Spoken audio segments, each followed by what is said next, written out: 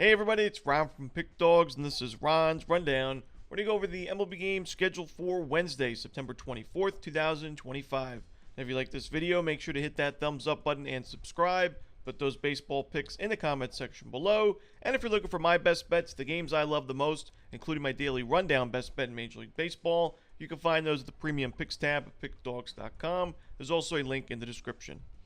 Alrighty, here we go. Here are the games for Wednesday, Major League Baseball. First up, we've got the Nationals and the Braves. Going to be an early game, 12:15 Eastern on MLB Network. Andrew Alvarez and Bryce Elder are the projected starters. The Braves have hit lefties very well in the month of September. We saw that earlier in this series when Mackenzie Gore was forced to leave the game after only a couple innings of work, as the Braves were working a lot of pitch counts, obviously scored some runs early, and I think Alvarez could be in trouble in this game. He's pitched well so far at the Major League level, but definitely his most recent outing, his weakest of the 4 starts that he's had. He gave up 4 earned runs, 6 total runs against the New York Mets in a 12-6 Nationals loss.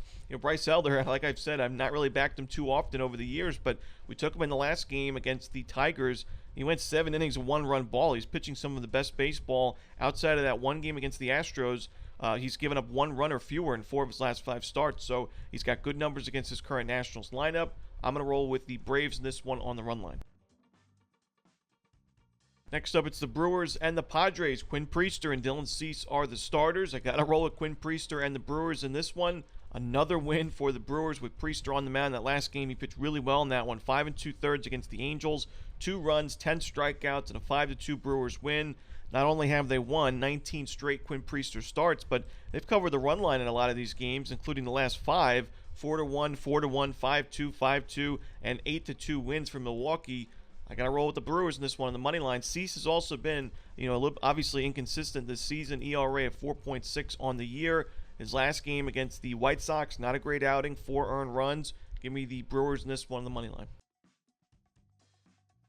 Next up, we'll go to Camden Yards as the Rays take on the Orioles. We've got Shane Baz and Tyler Wells as the starters. I like the under in this game. Shane Baz pitched really well in his last game, 5 scoreless innings against the Blue Jays. Tough lineup, 4 strikeouts. That ended up being a 4-0 Rays victory. And I've mentioned that it's been a tough season for Baz in 2025, but he still has a lot of upside to his game. Great strikeout stuff. I think 2026 will be a bounce-back year for him. He's got a great matchup in this one against a Orioles team. It's not been great against righties in the month of September. Tyler Wells is also in great form on the other side for Baltimore, but I do think the Rays have the superior bullpen in this series. So if this is a close game late, I think the Rays will find a way to win it. So lean towards the Rays on the money line and the under in this one. Next up, we've got the Guardians and the Tigers. Jack Flaherty and Tanner Bybee are the projected starters. Jack Flaherty on the road this season, no bueno. He's got an ERA of 5.2 in 64 innings. He's been one of the least profitable road pitchers this season. Tanner Bybee has not had a best 2025, but he's definitely peaking at the right time, as he has had some of his best starts of the season in his last 3 games. Had that complete game shutout against the White Sox on September 12th. Had a 6-inning, 1-run, 8-strikeout performance against these Tigers on September 18th. Ended up being a 3-1 Guardians win. They've won his last 3 games. I got to roll with the Guardians in this one on the money line at Progressive Field.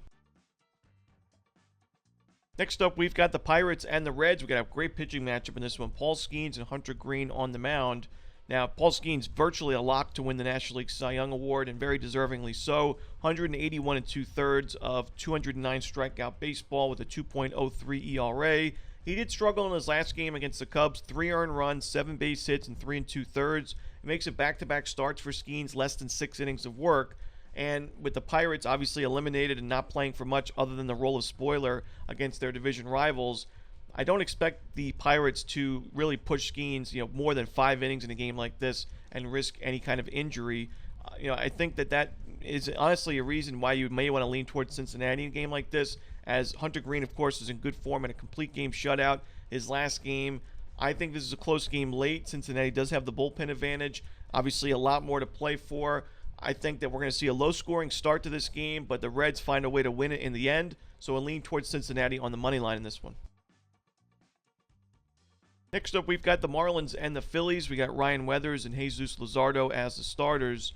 I think this is actually going to be a competitive game here. Ryan Weathers, decent numbers against his current Phillies lineup in a very small sample size, but Philadelphia's hit lefties very well in September, but The same thing goes for the Marlins. They're actually top 10 in team OPS against lefties in the month of September with a very low strikeout rate, 16.9%. Compared to the Phillies at 25%, I think that Ryan Weathers should be able to miss some bats in this game and put together a decent outing, 4 to 5 solid innings. Marlins bats, I think, will be able to get Luzardo, who's pitched well, but in the last couple of games, 8 earned runs given up in his last 15 innings. So he pitched deep into those games, but gave up those 8 runs and 2 home runs. I'm going to take the Marlins here at a solid price on the run line, plus the 1.5 runs and a sprinkle on the money line. Next up, the Yankees hosting the White Sox. We got Max Fried for New York, but no official starter right now for Chicago. A tough game here. Obviously, still waiting for that White Sox starter, but I will say Max Fried, an amazing start to the season. Definitely struggled right around, right before the All-Star break and right after. But now, down the stretch in the month of September and towards the end of August, he is back to the excellent form that we saw at the very beginning of the year. He's gone 7+ innings in 4 of his last 5 games. His strikeout numbers are excellent. He's keeping the ball on the ground. Only 1 home run given up in his last 5 games combined. His control's been great, and he's facing some tough lineups. The Astros, Blue Jays, Red Sox, some division wins, even the last game against the Orioles, division victories for Fried and the Yankees. So I got to roll with the Yankees in this one on the run line at Yankee Stadium. Next up, we've got an AL East matchup between the Red Sox and the Blue Jays. We got Garrett Crochet and Max Scherzer as the starters.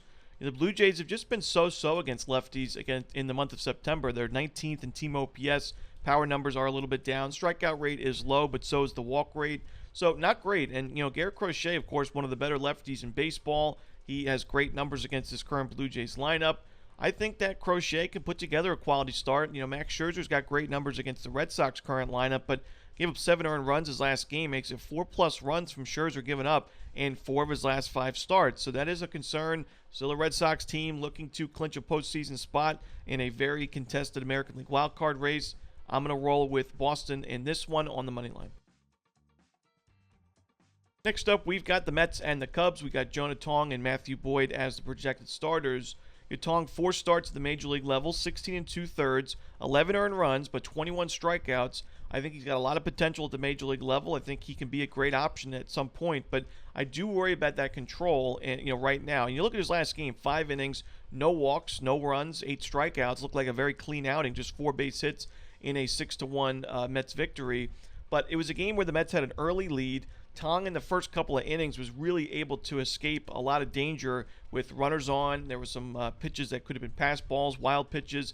His control was off at the beginning of that game. He was able to settle down after the Mets gave him that sizable lead, similar to what we saw from him in his major league debut, where the Mets won 19-9, and they really backed him up in the run support department. But in these close contested games, like the games against the Rangers and the Reds, Tong did struggle with his control. He gave up 10 earned runs in 6 2/3 combined in those 2 starts, with 7 walks to go with it. And this is going to be his second start on the road in his career. That first road start was not great at Cincinnati. I worry about Tong. I think he does throw a lot of non-competitive pitches, misses in and outside the zone. And with the fact that the Mets have been really struggling against lefties in September, I know Boyd has not been the sharpest in the month of September himself, but I still think that the Cubs are the play in this game, as Boyd has solid numbers against his current Mets lineup, good enough to get the job done. I think he's going to get a lot of run support against Tong, so give me the Cubs in this one on the money line. Next up, the Minnesota Twins and the Texas Rangers. We got Taj Bradley and Jacob deGrom as the projected starters. I'm going to lean towards the under in this game, but I also think the Rangers end up winning it. It's not my favorite game on the board because I'm not looking to back Taj Bradley, but I'm also not looking to back this Rangers, really the Rangers in general. Obviously, they're not playing great baseball in their last couple of series, a long losing streak, but they also are really struggling against right-handed pitching offensively, 28th and 30th in OPS and ISO against righties in the month of September going into Tuesday's game. So Bradley, even though he has struggled, does have a decent matchup here. And I think deGrom, of course, could pitch pretty well against a Twins team that's not been great offensively in their last couple of series. So lean towards the under. I think the Rangers end up winning the game. In our next game, we've got the Royals and the Angels. Stephen Kolek and Yusei Kikuchi are your starters. Another under I like in this one. Kolek has been excellent as a member of the Royals. His first 4 games, 6+ innings, 2 runs or fewer. Good strikeout number, especially the last game against the Mariners. No home runs, just 3 walks combined. But the Royals are still 2-2 in those games, as their offense is just not very trustworthy. They've scored 2 runs combined for Kolek in the last 2 starts, 3-2 and 2-0 losses for the Royals. And you're up against Kikuchi, who's been excellent at Angel Stadium this year, and the Royals team has not been great against lefties in the last month. So give me the under in Royals Angels. Next up, we've got the Dodgers and the Diamondbacks. We got Blake Snell and Ryan Nelson as the starters. Blake Snell is in great form right now. He's had his last 2 games, 13 innings combined of shutout baseball, 23 strikeouts, 9-0, 5-0 Dodgers victories.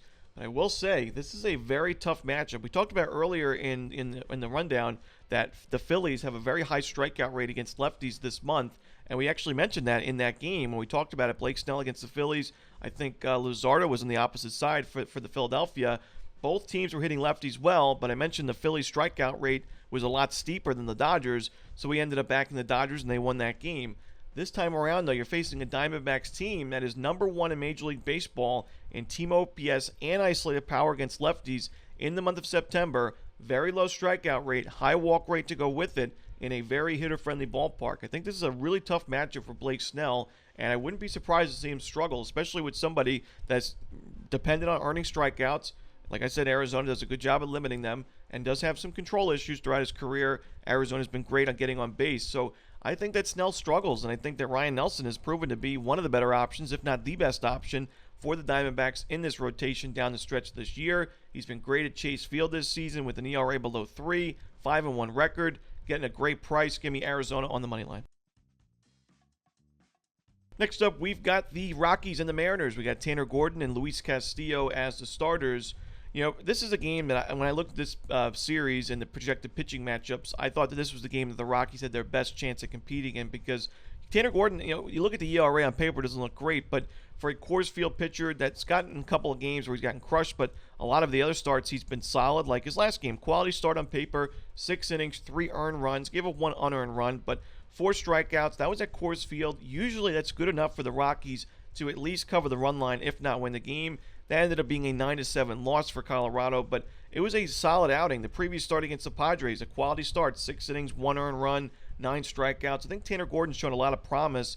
And, Luis Castillo has been a little bit inconsistent this season in terms of the strikeout numbers, the sharp contact that he's given up.